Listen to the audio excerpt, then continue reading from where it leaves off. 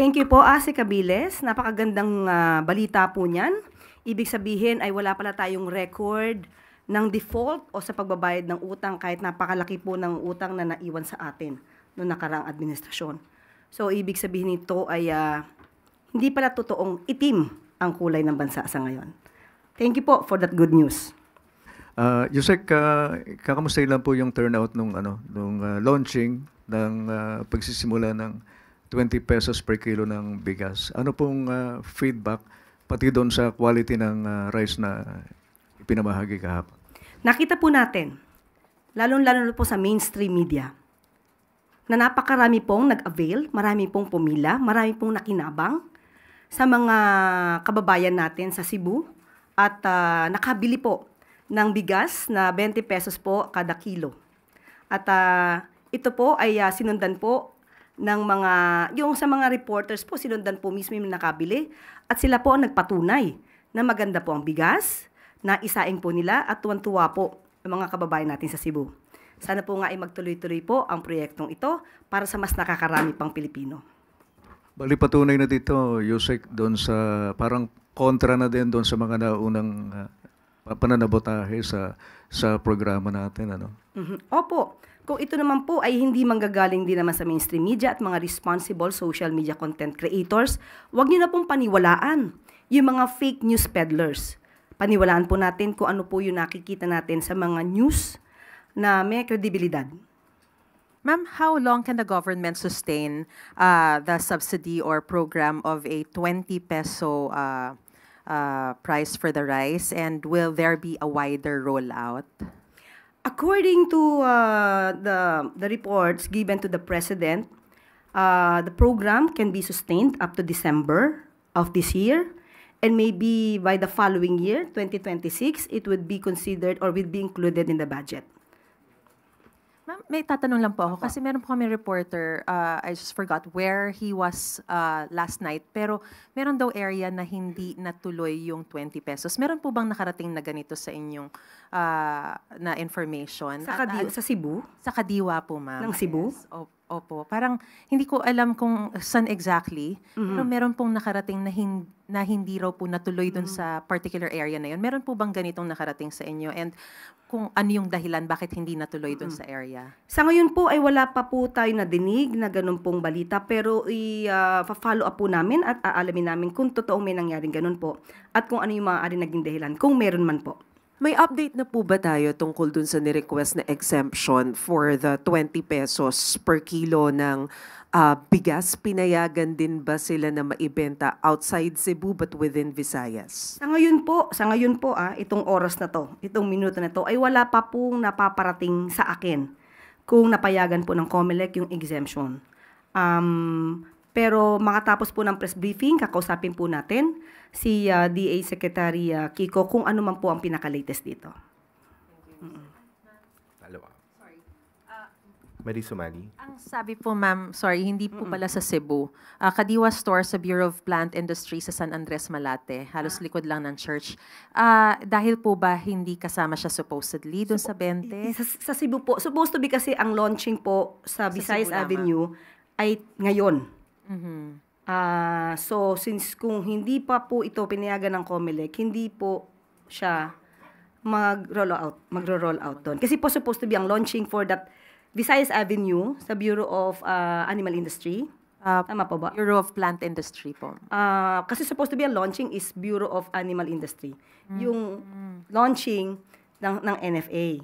Okay. Pero hindi pa po kami nabibigyan ng update patungkol po doon. Kasi ang rollout po talaga is sa Cebu, Kadiwa Stores sa Cebu. So that's the only reason? Yes. Hindi dahil kulang ng supply, hindi po. walang naging problema? Marami po tayong supply sa ngayon. Okay. And yung sinasabi niyo po na it will be sustained until December, yung wider rollout po ba to different sectors, posible po ba yun? Or it will just be for the indigent only in the meantime? Yes, for the meantime, only for those vulnerable sectors po.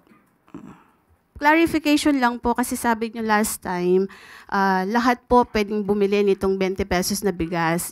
Pero ang sabi po ng DA, mga piling sektor lamang po ng ating lipunan yung makakabili nitong murang bigas. Alin po ba talaga yung totoo dun? Yun po ang unang plano. Pero dahil po napag-aralan po, naunahin muna po yung nasa vulnerable sectors, uunahin po muna natin sila. Yan din po ang pahayag ni DA Secretary Kiko Laurel. Binalak po na lahat po para sa Kadiwa stores, but pinag-aralan po para hindi rin po magkagulo at mauna po yung mas nangangailangan po. Uunahin po muna yung mga nasa vulnerable sectors. Okay, kasi po nauna nang sinabi ni DI Secretary nung nagsaing po sila ng bigas na pili lamang. Then the next day kayo po yung nagsabi na lahat pwedeng bumili. Medyo nagkaroon lang po ng konting pagkalito doon. So ngayon po, Hindi po ganun ang ating nasabi. Ang sabi po natin, pipilitin po na lahat. Yan din po ang nasabi po ni NFA Administrator. Nung ating pong niliwanag din kay Secretary Kiko, sinabi po niya na yun din po talaga ang binalak, pero uunahin po muna yung vulnerable sectors. Ma'am, first po on VP Sara Duterte's comment regarding the prime water probe. Sabi niya po ay it's political and ginagawa lang daw po ito ng administrasyon dahil sa politika and dahil daw po rin sa kanyang endorsement kay senatorial candidate Villar. Ano po ang comment natin dito? We cannot expect anything nice or any nice word from the Vice President in favor of the President and of the present administration.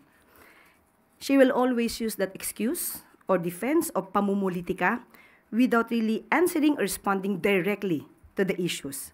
Unang-una po, since 2023, nung pumutok na po ang patungkol sa confidential funds at na ito ay nagasto sa loob lamang ng 11 days, yan din po ang kanyang nasabi.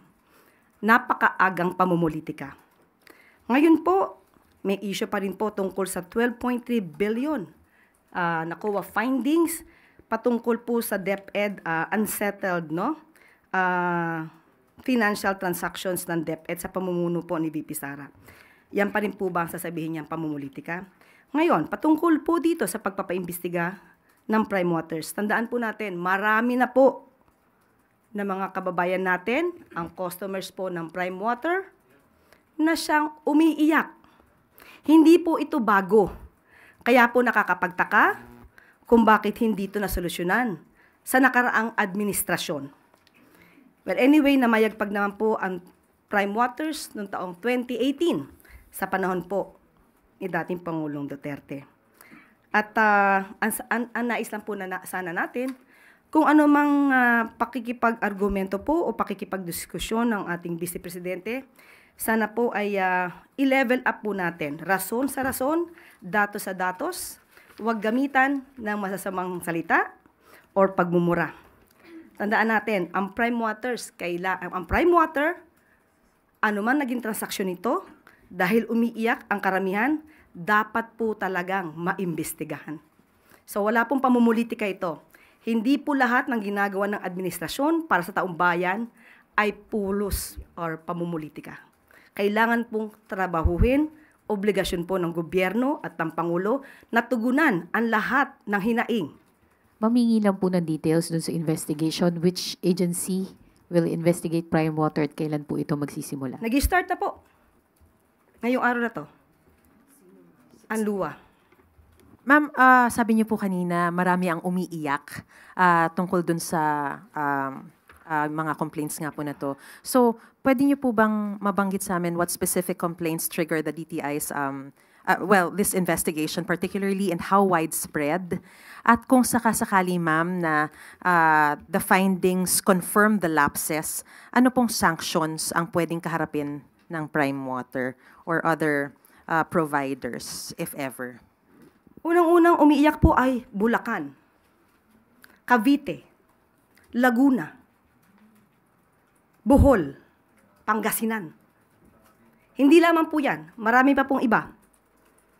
Kung di po tayo nagkakamali, meron 73 joint venture agreements ang Prime Water sa mga water district, local water districts.